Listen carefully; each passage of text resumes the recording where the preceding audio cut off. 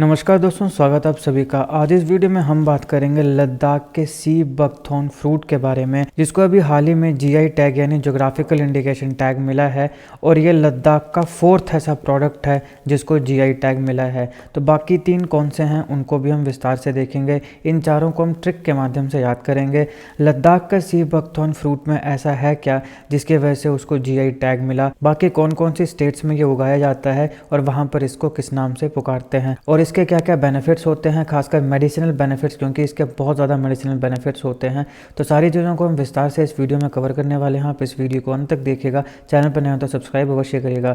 Politics, economy, GK tech, geography, science, environment and ecology के तमाम videos को देखने के लिए एक बार हमारी प्लेलिस्ट को जरूर चेक करिएगा। चलिए शुरुआत करते हैं। देखिए, अभी हाल ही में लद्दाख के सी बकथॉर्न फ्रूट को जीआई टैग यानी ज्योग्राफिकल इंडिकेशन टैग मिला है। ये 4th ऐसा प्रोडक्ट है लद्दाख का जिसको जीआई टैग मिला है। तो पहले 3 कौन से हैं? लद्दाख का पश्मीना, एप्रिकॉट और लद्दाख की वुड कार्विंग। ये 3 पहले और अभी सी बकथॉर्न, ये 4 हैं जिनको जीआई टैग मिला है और जो लद्दाख से आते हैं। अब इन चारों को याद रखने का ट्रिक है लॉस, LAWS, लॉस। तो जैसे लॉ होता है ना, कानून, तो लॉस। तो L से आ जाएगा लद्दाख की पश्मीना, A से आ जाएगा एप्रिकॉट, W से आ जाएगा वुड कार्विंग और S से आ जाएगा सी बकथॉर्न। तो ये चारों आपने याद रखने हैं।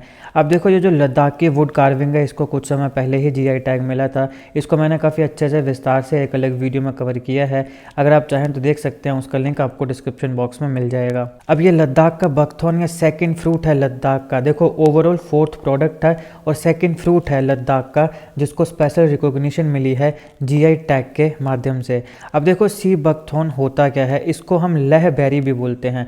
तो देखो, इसको याद रखो कि ये लद्दाख का है, लेह लद्दाख, तो लेह से आ गया लेह बेरी। तो सी बकथॉर्न को लेह बेरी भी बोलते हैं। ये जिस फैमिली से आता है उसका नाम है इलाइग्नेशिया। तो इस प्रकार की सारी फैमिलीज होती हैं। अगर आपने बायोलॉजी पढ़ी हो तो आपको पता होगा कि अलग अलग प्लांट्स और एनिमल्स को जो 5 किंगडम क्लासिफिकेशन होती है उसमें जीनस दिया जाता है, स्पीसीज दी जाती है, फैमिली दी जाती है। अगर आपको इसके बारे में नहीं पता तो ज़्यादा घबराने की जरूरत नहीं है। वैसे भी इससे कोई सवाल आता नहीं है, आज दिन तक तो मैंने नहीं देखा। अगर आप कोई ऑब्वियसली मेडिकल का एग्जाम दे रहे हो तो हो सकता है, लेकिन वैसे जीके के जो एग्जाम्स होते हैं, मतलब जो कॉम्पिटिटिव एग्जाम्स गवर्नमेंट जॉब्स के लिए होते हैं, उसमें फैमिली वगैरह के बारे में इतना नहीं पूछा जाता है। मगर क्योंकि मैं इस टॉपिक को कवर करा रहा हूँ तो मेरे को 360 होलिस्टिक व्यू जो है वो आपको देना है, इसलिए मैंने इसको यहाँ पे कवर किया है। बाकी इसको ध्यान में रखने की जरूरत आपको नहीं है अगर आप किसी कॉम्पिटिटिव एग्जाम की तैयारी कर रहे हो। अब यहाँ पे इसका साइंटिफिक नेम जो है वो है हिफोफे रैमेनॉइड्स और ये पूछा जा सकता है, ये आपने याद रखना है। अब ये जो नाम है हिफोफे, ये ग्रीक शब्द से आया है जिसका मतलब होता है शाइनी हॉर्स। तो हिफोफे रामेनॉइड्स का मतलब क्या होता है? Shiny horse. तो अब यहाँ पे शाइनी हॉर्स का क्या मतलब है? देखो, ग्रीक्स जो थे वो सी बकथॉर्न को यूज़ किया करते थे। अपने जो घोड़े होते हैं ना, जो रेस में दौड़ाए जाते हैं, वहाँ पे उन घोड़ों को बकथॉर्न खिलाया करते थे उनकी बेटर हेल्थ के लिए और उनके शाइनी हेयर्स के लिए। तो वहाँ से नाम आया है शाइनी हॉर्स, हिपोफे रामेनॉइड्स। तो ये इसका साइंटिफिक नेम है, आपने ध्यान रखना है। अब देखो, ये स्मॉल ऑरेंज और येलो कलर की बेरीज को प्रोड्यूस करता है जो कि काफ़ी कड़वे होते हैं, सोर होते हैं टेस्ट में, लेकिन उनमें काफ़ी वाइटामिन देखने को मिलती हैं, खासकर विटामिन सी काफ़ी मात्रा में वहाँ होती है। तो ये जो सी बकथॉर्न के प्रोडक्ट्स होते हैं ये काफ़ी न्यूट्रिशनल होते हैं और इनकी काफ़ी मेडिसिनल वैल्यू भी होती है।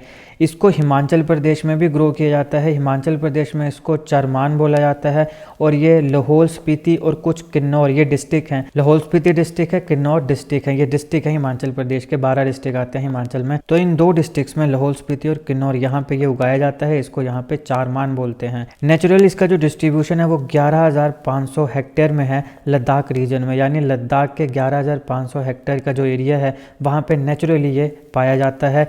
इसको ड्रॉट रेजिस्टेंस माना जाता है और ये एक श्रब है, ध्यान रखिएगा, ये एक श्रब है, ड्रॉट रेजिस्टेंस श्रब है और ये काफ़ी एक्सट्रीम टेम्परेचर को विथस्टैंड कर सकती है। विथस्टैंड करने का मतलब होता है सहना। तो ये काफ़ी एक्सट्रीम टेम्परेचर को सह सकती है। -43 डिग्री सेल्सियस टेम्परेचर से लेके तो 40 डिग्री सेल्सियस तक का जो टेम्परेचर है, इतनी ज़्यादा वेरिएशन को ये जो श्रब है ये सह सकता है। ये बहुत बड़ी बात है।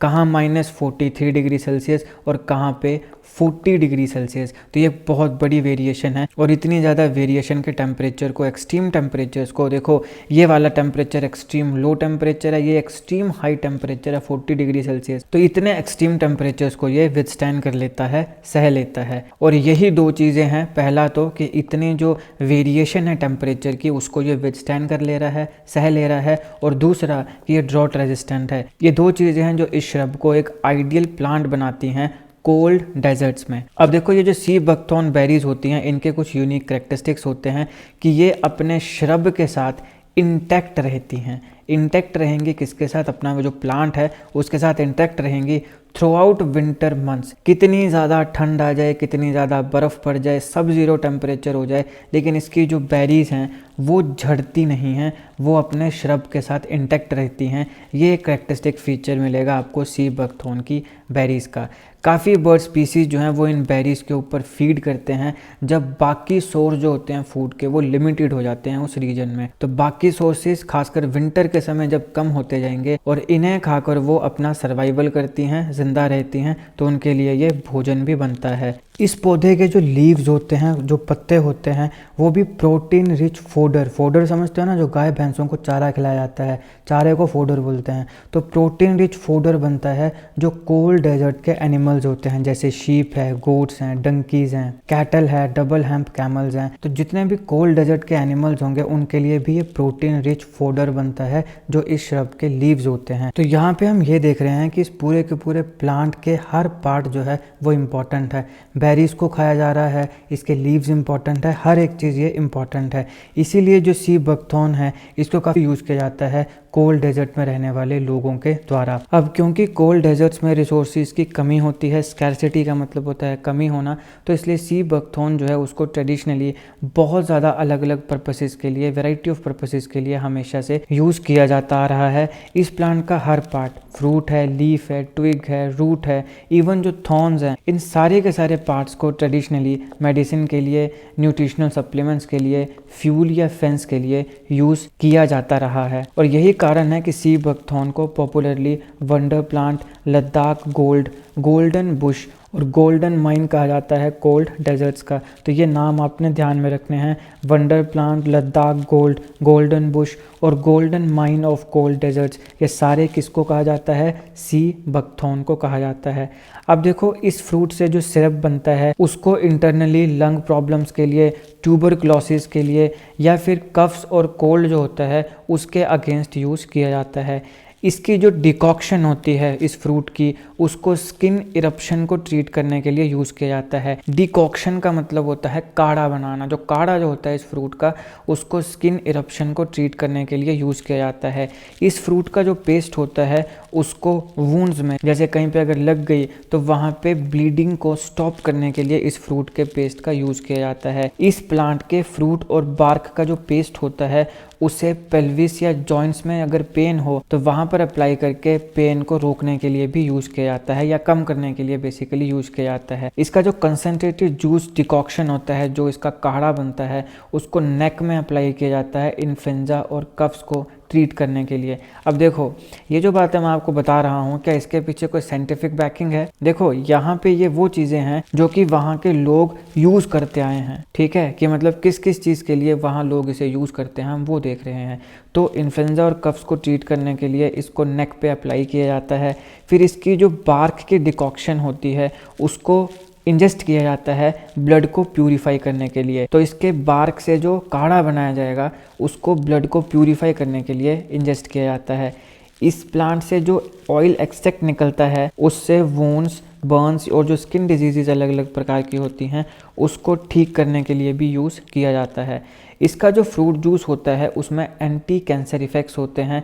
इसके ऊपर लेबोरेटरी में एक्सपेरिमेंट हुआ सेल्स और एनिमल्स को यूज़ करके। तो यहाँ इस प्रकार के एक्सपेरिमेंट्स करके इसके एंटी कैंसर इफ़ेक्ट्स को देखा गया। ली एटोल 2015, क्वाट्रोची 2012 और टांग एंड आइसन ब्रांड 2011। तो बेसिकली ये इन लोगों के द्वारा रिसर्च हुआ, इन लोगों के द्वारा जो रिसर्च पेपर्स लिखे गए उनमें ये सिद्ध करने का प्रयास हुआ कि इसका जो फ्रूट जूस होता है उसमें एंटी कैंसरस इफेक्ट्स भी होते हैं। इसके साथ साथ ये जो फ्रूट है इसमें एप्रिशिएबल कंटेंट होता है विटामिन सी का, यानी जितने सिट्रस फ्रूट्स होते हैं उनसे भी ज़्यादा विटामिन सी का कंटेंट आपको इसमें सी बकथॉर्न में देखने को मिलेगा।